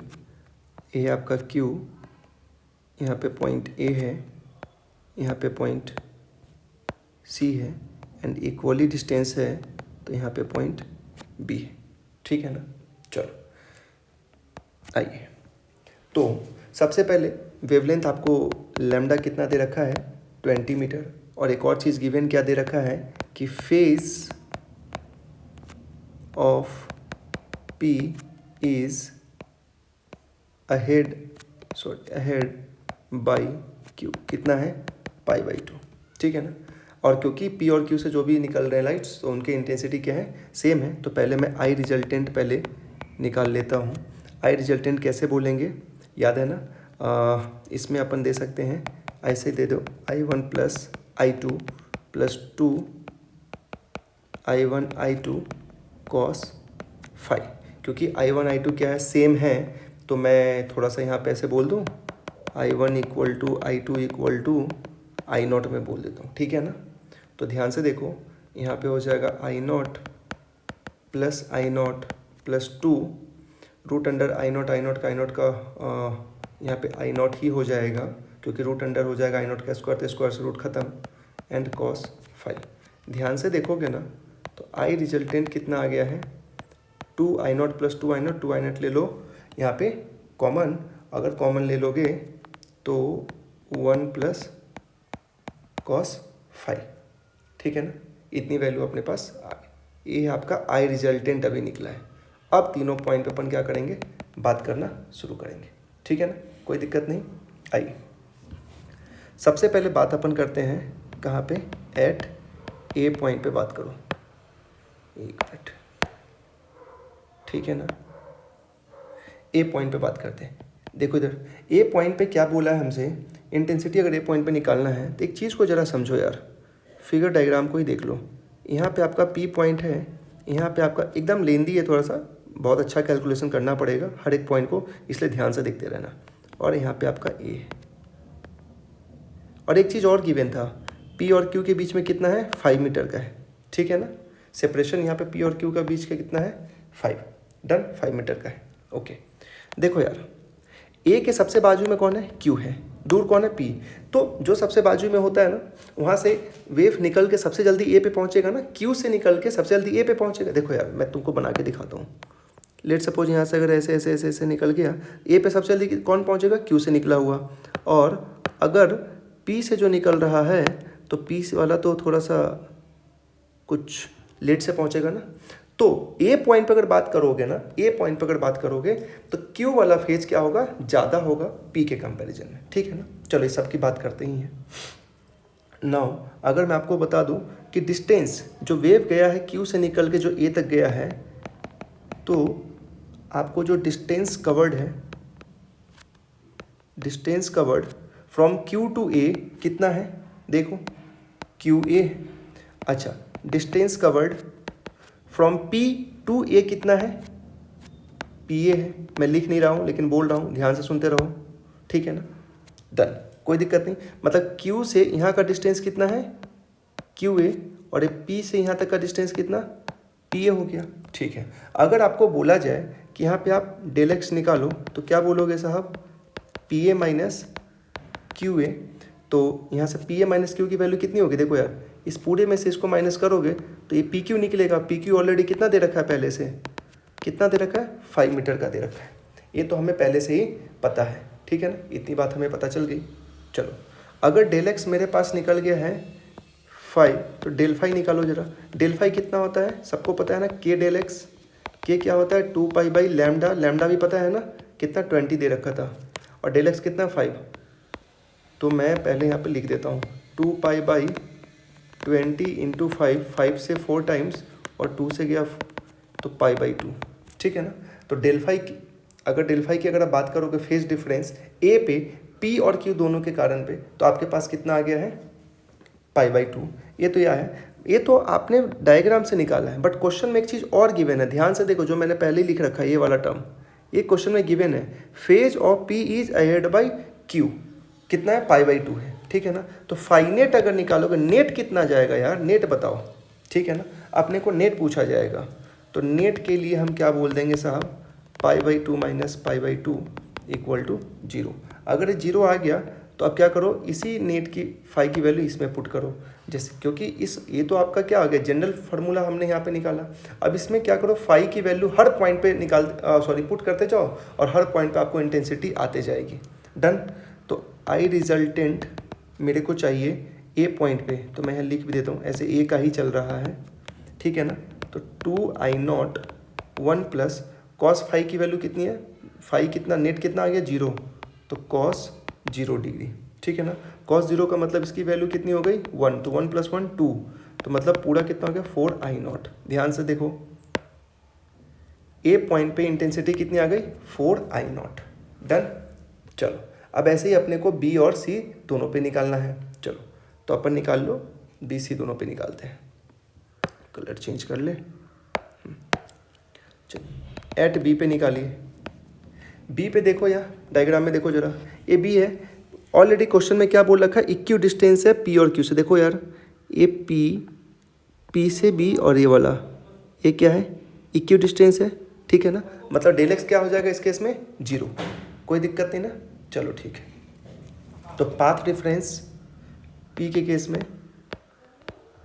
पाथ डिफरेंस समझते हो ना, पाथ डिफरेंस को अगर मैं डेल एक्स दिखाऊं बी वाले में, तो कहाँ से कहाँ है, देखो यार आप कैसे बताओगे, P B minus B Q, ठीक है ना। P B minus B Q कितना आ गया, क्योंकि दोनों की इक्वल डिस्टेंस है तो लेंथ दोनों का सेम ही है, तो 0 आ गया।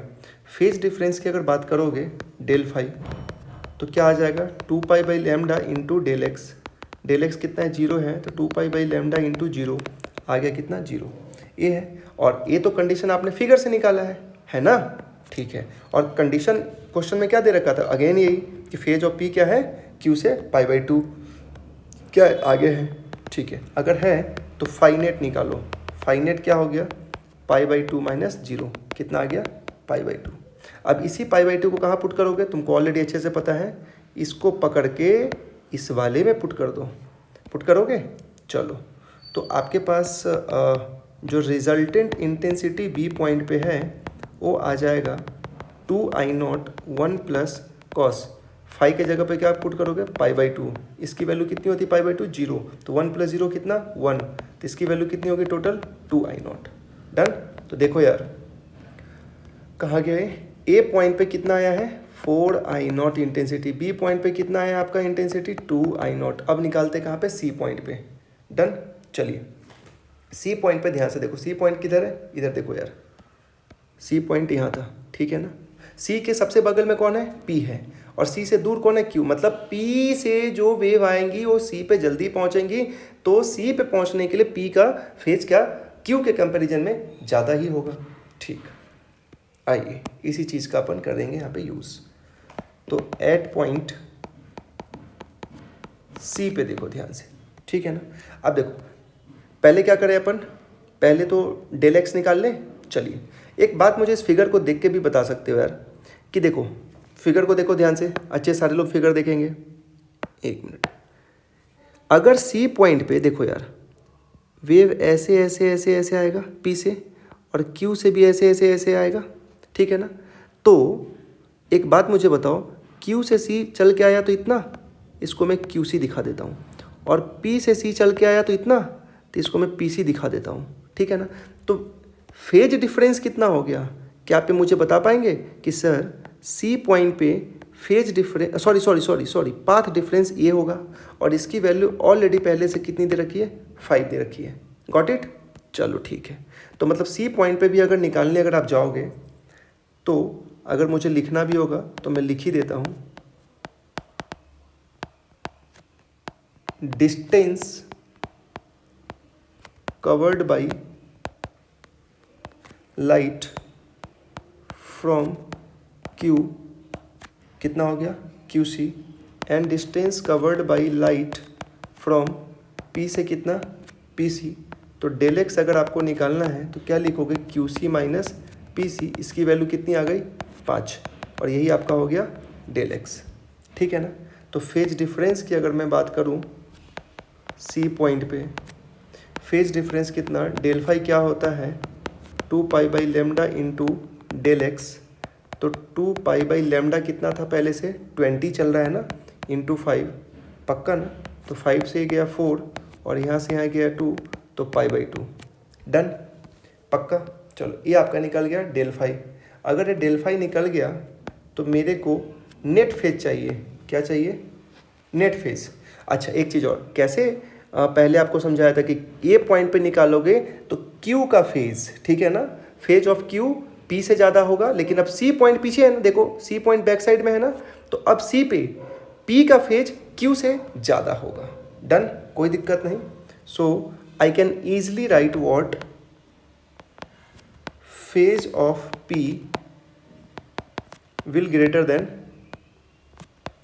क्यू, कितना, π/2 आया है ना। एक बात समझो, मैं बार बार ये बातें आपसे कह रहा हूँ, देखो अगर मेरे को यहाँ से डायग्राम दिखाना पड़े थोड़ा सा और, तो देखो यार ये तुम्हारा P था, ये तुम्हारा Q है, और यहाँ पे C है, ठीक है ना। देखिए P से कोई लाइट निकल के ऐसे ऐसे जाएगा, अच्छा Q से भी निकल के ऐसे ऐसे ऐसे ऐसे कोई जाएगा, पक्का, जाने दो। तो C के पास में कौन है, P, तो P से जो भी निकलेगा सबसे जल्दी कहाँ पहुँचेगा, C पे तो सबसे जल्दी P ही पहुँचेगा ना, Q तो लेट से पहुँचेगा। तो फेज किसका जल्दी है, मतलब फेज किसका ज़्यादा हो जाएगा, C पॉइंट पे अगर बात करोगे तो P का, जो पहले पहुँचता है फेज उसका ज़्यादा, सीधा सीधा बात याद रखो। डन। तो यहाँ से अगर आप फाइनेट निकालने जाओगे ना, फाइनेट कितना हो जाएगा, π/2 माइनस का π/2। माइनस में क्यों ले रहा हूँ, सिंपल सी बात है, देखो यहाँ पे देखो कंडीशन क्या दे रखा था ये वाला, कि phase of P is ahead of Q, मतलब पी का अगर क्यू से π/2 आगे है तो क्यू का फिर पी से कैसा होगा, π/2 पीछे होगा, बस खत्म। तो यहाँ से π/2 प्लस π/2 हो गया पाई। अगर पाई हो गया तो इसी फाइनेट को पकड़ के कहाँ पे यूज करोगे, पता है ना, इसको पकड़ के यहाँ पे यूज करो, इसमें क्या करो, पुट कर दो, पक्का। लो देख लो अच्छे से, जैसे ही पुट करोगे तो यहाँ से आपके पास आई आर जो रिजल्टेंट सी पॉइंट पे निकल के आएगा कितना, 2I0 1 प्लस कॉस पाई। तो 2I0 1 प्लस कॉस पाई कितना होता है -1, ये वैल्यू आपस में कट गई, हो गया 0, तो इसकी वैल्यू 0, रिजल्टेंट सी पे 0। मतलब ध्यान से देखो, इंटेंसिटी ए पे, ratio intensity B and intensity C पे। ए पे कितना आया था 4I0, बी पे कितना आया था 2I0, सी पे कितना आया था 0, हो गया। I0 से I0 कट गया। रेशियो का मतलब होता है सिंपलेस्ट फॉर्म में दिखाना चालू करो। 2 से भी काट सकते हो ना, तो इधर 2 लिख दो, इधर 1 लिख दो, इधर 0, हम ऐसे भी तो लिख सकते हैं। चलो अब 2:1:0, ठीक है ना। चलो आंसर चेक करो कौन सा है। आपसे ए बी सी पे ही तो पूछा है ना, तो हमने इसीलिए पहले ए और फिर बी और फिर सी पे निकाला है, तो बन गया आपका B. Option number B is the correct answer. So 13 का क्या हो गया बी। अच्छे से एक जगह लो, देखो इसको, कोई दिक्कत। चलिए now the question number is 14, ठीक है ना। पहले इसको हटा लूं मैं।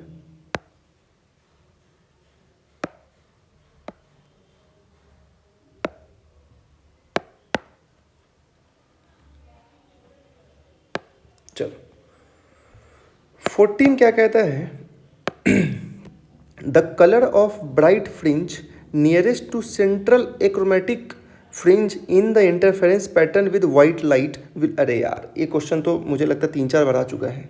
अरे वाइट लाइट जब पास करोगे, देखो यार,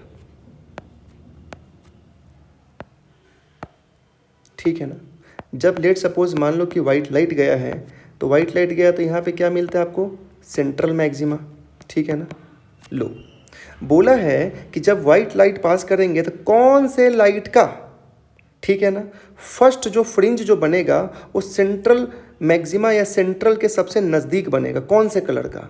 अब तुमको भी पता है यार कि अगर सबसे फर्स्ट अगर मेरे से पूछा है तो फर्स्ट और सेंट्रल के बीच में क्या होता है, इस गैप को क्या बोलते हैं, बीटा बोलते हैं। फ्रिंज विथ 2 कंजिक्यूटिव मैक्सिमम के बीच का डिफरेंस क्या होता है, बीटा होता है। तो दैट मीन्स कि कौन से कलर का बीटा कम है, जब वाइट लाइट पास करता है तो यही आपसे पूछा है कि बीटा कौन से कलर का कम होगा। पूछने का तरीका तो उसका यही है, ठीक है ना।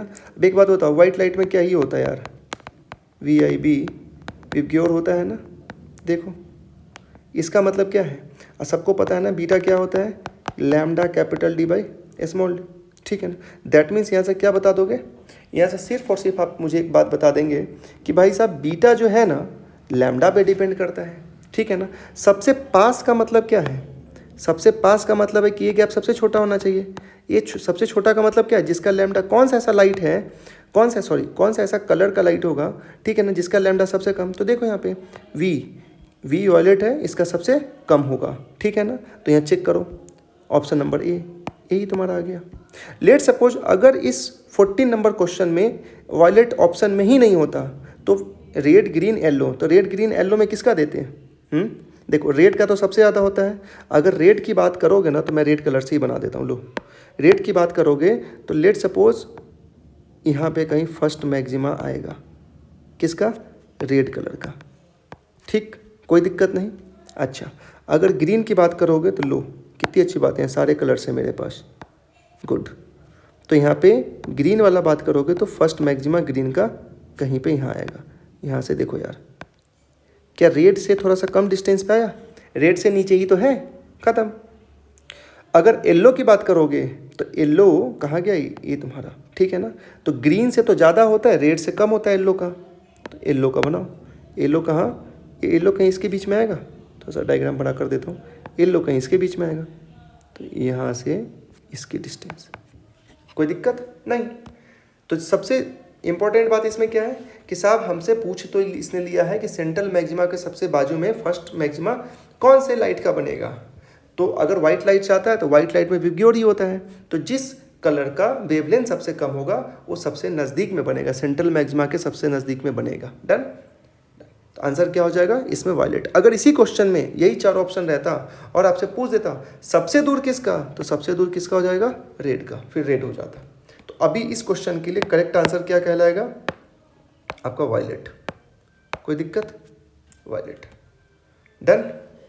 आई होप कि क्वेश्चन डिस्कशन आपको समझ आ रहा होगा, ठीक है ना। चलो, now the question number is 15। एक मिनट, क्वेश्चन नंबर 15 क्या कहता है, देखिए। Two coherent monochromatic light beam of intensities I and 4I are superposed, the maximum and minimum possible intensities in the resulting beam.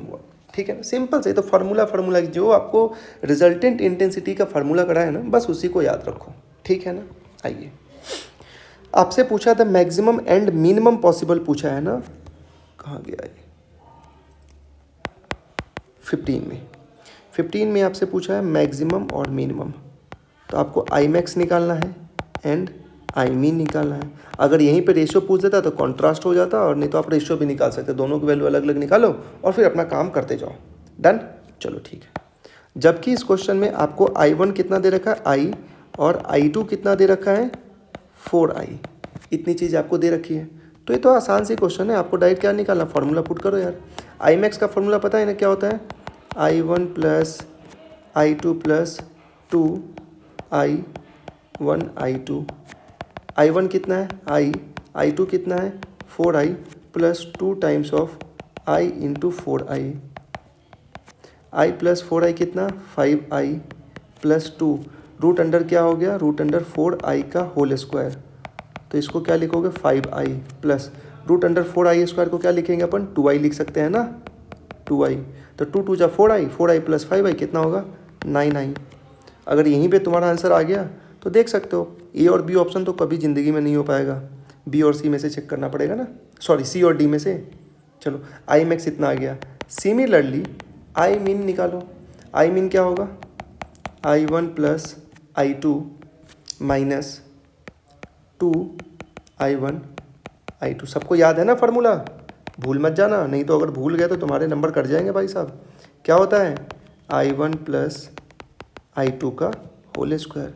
यही अगर मिनिमम होगा तो ऐसे ही आपने याद किया होगा ना, I1 माइनस I2 इसका होल स्क्वायर।